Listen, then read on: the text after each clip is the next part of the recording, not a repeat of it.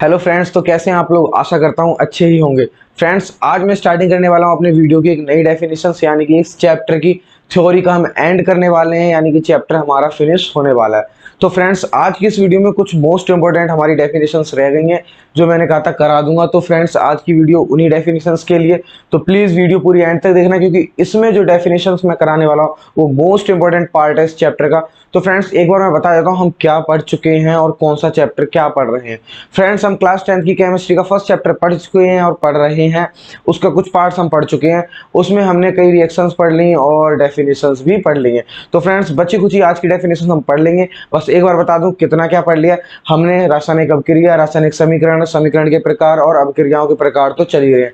उसमें से प्रकारों में हम 2-3 प्रकार या 4-5 प्रकार पढ़ चुके हैं, जैसे संयोजन, वियोजन, विस्थापन, द्विविस्थापन, अपचयन, उपचयन, इस तरीके पार्ट क्लियर हो गए। लेकिन आज की इस वीडियो में हम कुछ डिफरेंट 2-3 डेफिनेशन पढ़ने वाले हैं जिनका यूज बहुत ज्यादा है। तो फ्रेंड्स, आज की वीडियो बहुत खास होने वाली है, तो प्लीज चैनल को सब्सक्राइब कर दीजिए और बेल आइकन का बटन दबाकर हमारी जो भी वीडियोस है उसका नोटिफिकेशन आप तक पहुंच जाए, ये वाला काम सबसे पहले कर दीजिए। तो फ्रेंड्स, बेल आइकन का बटन दबाने से क्या होता है कि जो मैं भी वीडियो डालता हूं, जब भी डाल रहा हूं, तो उसका नोटिफिकेशन आप तक तुरंत पहुंचेगा और आप उस पर क्लिक करके वीडियो को जल्द से जल्द देख पाएंगे। तो फ्रेंड्स, लाइक भी कर देना एंड शेयर जरूर कर देना। जो भी हमारे भाई बहन है जिनको जरूरत हो क्लास 10th की चैप्टर फर्स्ट की, उसका नोटिफिकेशन उन तक पहुंच जाए। तो फ्रेंड्स, स्टार्ट करते हैं आज की वीडियो बिना देरी के। सबसे पहले हम पढ़ते हैं अपना कौन सा टॉपिक और उसको कैसे समझेंगे विद प्रॉपर एक क्लियर डेफिनेशन मैं आपको समझाऊंगा बहुत सरल तरीके की। तो फ्रेंड्स, बिना देरी की वीडियो स्टार्ट करते हैं। सबसे पहले देख लेते हैं हमारा फर्स्ट कॉन्सेप्ट कौन सा होने वाला है और वो कैसा होने वाला है, वो सब मैं आज की वीडियो में क्लियर कर दूंगा। बस आप वीडियो एंड तक देखना है, स्किप बिल्कुल मत करना। तो फ्रेंड्स, स्टार्ट करते हैं बिना देरी की वीडियो। देख लेते हैं सबसे पहले फर्स्ट हमारा कॉन्सेप्ट क्या होने वाला है। तो फ्रेंड्स, अब हम देख लेते हैं अपना फर्स्ट कॉन्सेप्ट जो मोस्ट इंपॉर्टेंट है, रेडॉक्स अभिक्रिया। इसमें बहुत मजा भी आने वाला है क्योंकि ये अभिक्रिया बहुत मजेदार है। तो फ्रेंड्स, रेडॉक्स अभिक्रिया क्या होती है और इसको कैसे पहचानें और इसको कैसे करेंगे, तो वो सारी चीजें क्लियर मैं विद एग्जांपल आपको क्लियर कर दूंगा। बस आप वीडियो पूरी एंड तक देखते रहिए और हमारे चैनल पर बने रहिए। तो फ्रेंड्स, रेडॉक्स अभिक्रिया हमारी क्या होती है, सिंपल से समझिए आप। वे अभिक्रिया, वे अभिक्रिया जिसमें अपचयन और उपचयन दोनों हो रही हो, ऐसी अभिक्रिया हमारी रेडॉक्स अभिक्रिया कहलाती है। सिंपल सी थ्योरी आप समझिए, कोई ज्यादा भसड़ नहीं होनी चाहिए माइंड में। बस मैं जो बता रहा हूं उतना नोट कर लीजिए और देख लीजिए।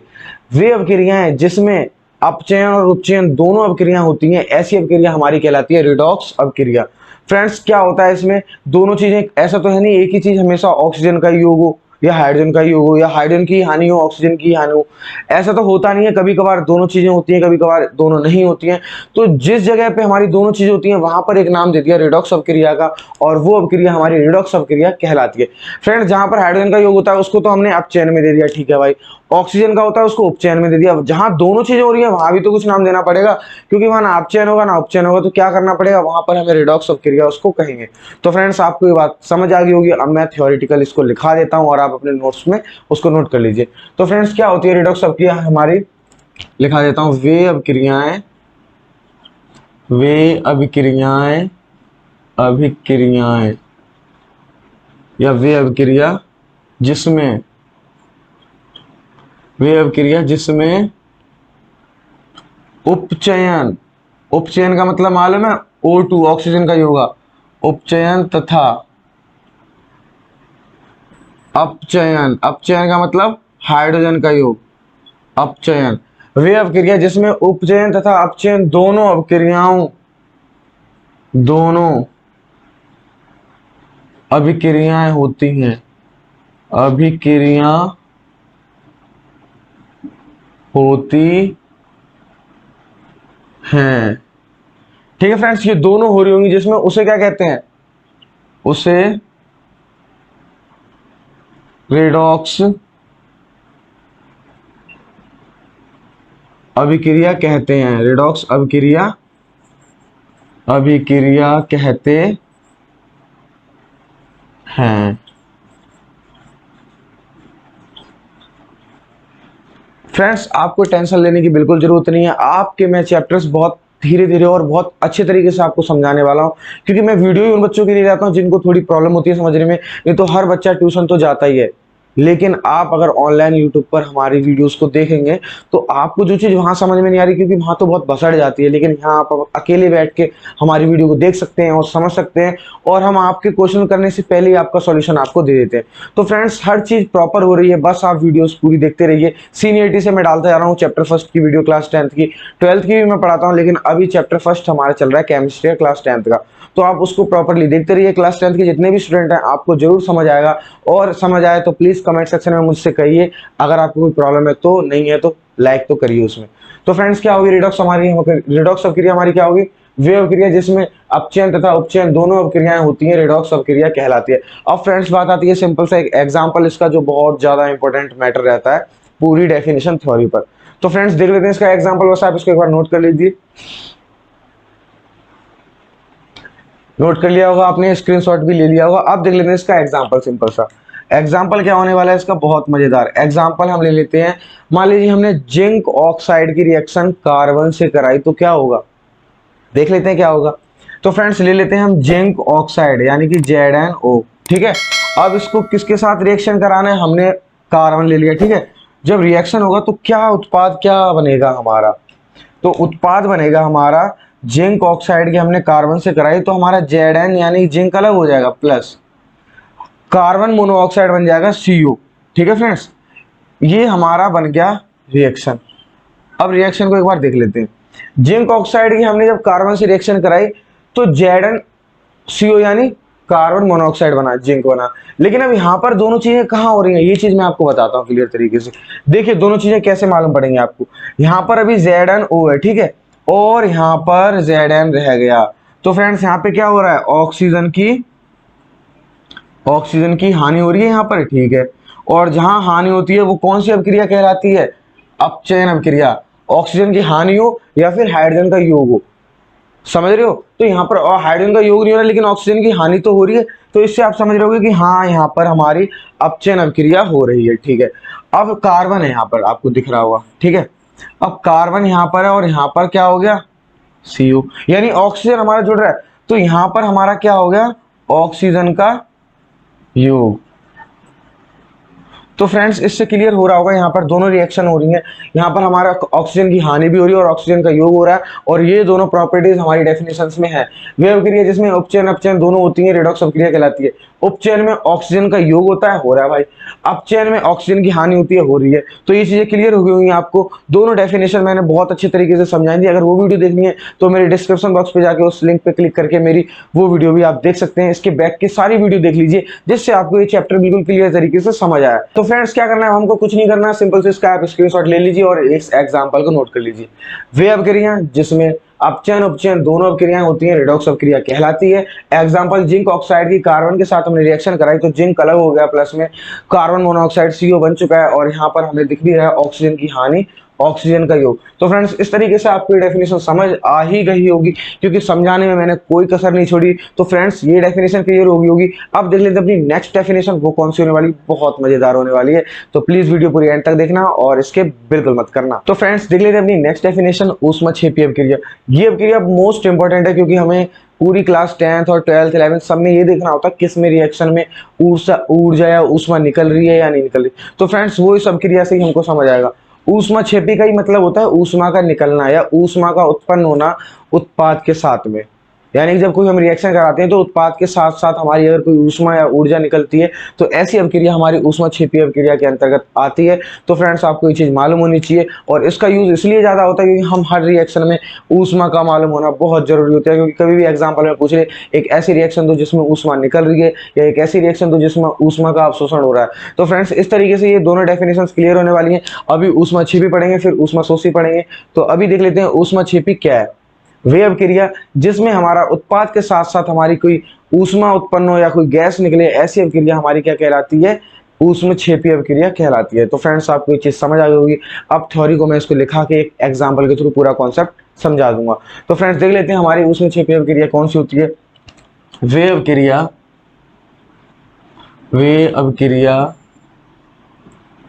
वे अभिक्रिया जिसमें जिसमें उत्पाद के साथ साथ उत्पाद के साथ साथ ऊष्मा, उत्पाद के साथ साथ ऊष्मा भी उत्पन्न होती है। ऊष्मा भी उत्पन्न होती है। जो हमारा अभिकारक जब मिलते हैं और एक उत्पाद का निर्माण करते हैं, तो जब उत्पाद का निर्माण होता है तो कोई ना कोई ऊर्जा उसमें से निकलेगी।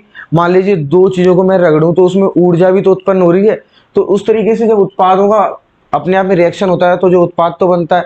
अभिकारकों का जब अपने आप में रिएक्शन होता है तो उत्पाद तो बनेगा, लेकिन उत्पाद के साथ अगर ऊष्मा बनती है तो ऐसी रिएक्शन हमारी ऊष्मक्षेपीय रिएक्शन में कहलाती है, ऊष्मक्षेपीय अभिक्रिया में। तो ऊष्मा उत्पन्न होती है, तो ऐसी अभिक्रिया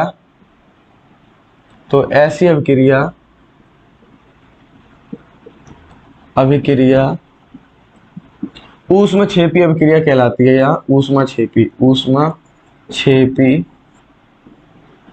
अभिक्रिया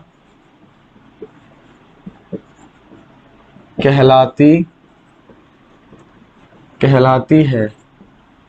ठीक है फ्रेंड्स, आपको ये चीज क्लियर हो गई होगी। अब इसका एक एग्जांपल रहेगा, बस आप एक बार डेफिनेशन को समझ लीजिए।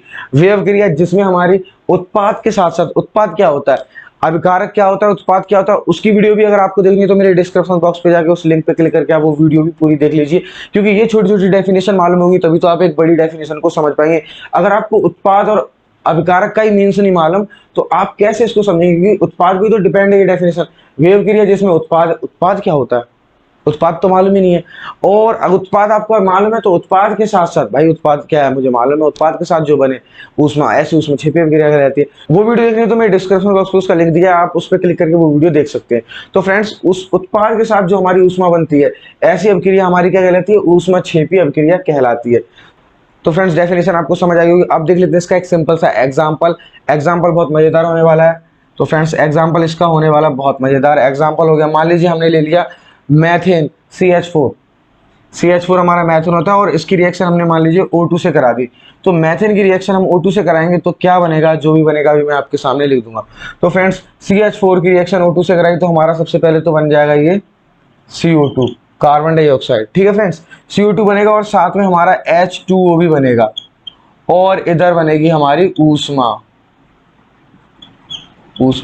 तो फ्रेंड्स, आपको समझ आ रहा होगा कैसे ऊष्मा बनी। जब हमने मैथेन की ऑक्सीजन से रिएक्शन कराई, इसको हम पता क्या कहते हैं, इस रिएक्शन को, इसको रिएक्शन बोलते हैं प्राकृतिक गैस का दहन। आप इस चीज को याद भी कर सकते हैं, दहन। ठीक है, ये प्राकृतिक गैस का दहन कहलाता है। तो फ्रेंड्स, मैथेन की जब हमने ऑक्सीजन से रिएक्शन कराई तो कार्बन डाइऑक्साइड बन गया और H2O बना जल, साथ में ऊष्मा भी बनी इसमें। अब फ्रेंड्स, इसको बैलेंस कर देते हैं, ये बैलेंस नहीं है। यहाँ पर देखिए हाइड्रोजन 4 है और यहाँ पर हमारा हाइड्रोजन 2 है, तो 2 से मल्टीप्लाई कर देंगे, 2 2 जा 4, हाइड्रोजन 4 हो गया और ऑक्सीजन 2 हो गया यहाँ पर, लेकिन 2 यहाँ पर दे रखा 4 आएगा तो हम यहाँ पर 2 से और मल्टीप्लाई कर देंगे। तो ऑक्सीजन हमारी कितनी होगी, 2 2 जा 4 और यहाँ पर 2 और 2 ऑक्सीजन भी 4 होगी। सी हमारा 1 है तो 1 है, हाइड्रोजन हमारा 4 है तो 2 2 जा 4 हाइड्रोजन, ये हमारा बैलेंस भी हो गया। और मैथेन होता है CH4, ऑक्सीजन O2 होता है, बनता हमारा कार्बन डाइऑक्साइड CO2 और H2O जल और ऊष्मा बनती है। तो फ्रेंड्स, इस रिएक्शन को हम प्राकृतिक गैस का दहन भी कहते हैं, आप समझ गए होंगे। और इस डेफिनेशन को एक बार और लिख लीजिए और समझ लीजिए। वे अभिक्रिया जिसमें उत्पाद के साथ साथ हमारी ऊष्मा भी उत्पन्न होती है, ऊष्मा बनती है, ऐसी अभिक्रिया हमारी ऊष्मक्षेपी अभिक्रिया कहलाती है। तो फ्रेंड्स, ये डेफिनेशन आपको समझ आ गई होगी। अब देख लेते हैं अपनी नेक्स्ट डेफिनेशन, वो कौन सी होने वाली है। तो फ्रेंड्स, अब हम देख लेते हैं अपनी नेक्स्ट डेफिनेशन, ऊष्मशोषी अभिक्रिया। ऊष्मशोषी अभिक्रिया हमारी क्या होती है, ऊष्म से मतलब ऊष्मा, ठीक है, ऊर्जा ऊष्मा जो भी है। शोषी का मतलब यानी कि उसको सोखना, अपने अंदर अवशोषण करना, उसको खत्म कर देना ऊर्जा को या ऊष्मा को।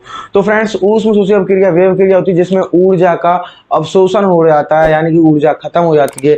जो भी उसको ऊर्जा या एनर्जी या जो भी ऊष्मा दी जाती है वो उसको अवशोषित कर लेती है, अपने अंदर धारण कर लेती है, उसको खत्म कर देती है, वो निकलती नहीं है, अपने अंदर एब्जॉर्ब कर लेती है। तो ऐसी अभिक्रिया हमारी ऊष्मशोषी अभिक्रिया कहलाती है। तो फ्रेंड्स, आप समझ गए होंगे। अब इसकी थ्योरी देख लेते हैं। वे अभिक्रिया जिसमें ऊष्मा का अवशोषण होता है, ऐसी अभिक्रिया हमारी ऊष्मशोषी अभिक्रिया कहलाती है। तो इसकी सिंपल सी डेफिनेशन लिखा देता हूं, बहुत ही सबसे इजी सिंपल इसकी डेफिनेशन है। वे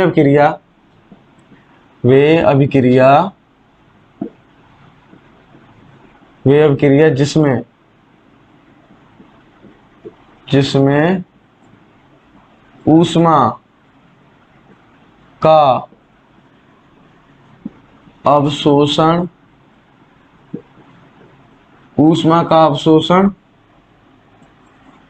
होता है। यानी कि वे अभिक्रिया जिसमें ऊष्मा को सोख लिया जाता है, खत्म कर दिया जाता है, अपने अंदर एब्जॉर्ब कर लिया जाता है, तो ऐसी अभिक्रिया क्या कहलाती है? तो ऐसी अभिक्रिया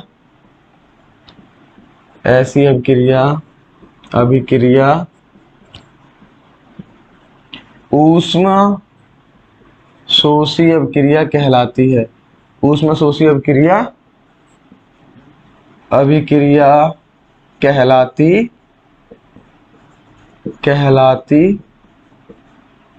है। तो फ्रेंड्स आपको चीज क्लियर होगी, वे अभिक्रिया जिसमें ऊष्मा का अवशोषण होता है, तो ऐसी अभिक्रिया हमारी ऊष्मा शोषी अभिक्रिया कहलाती है।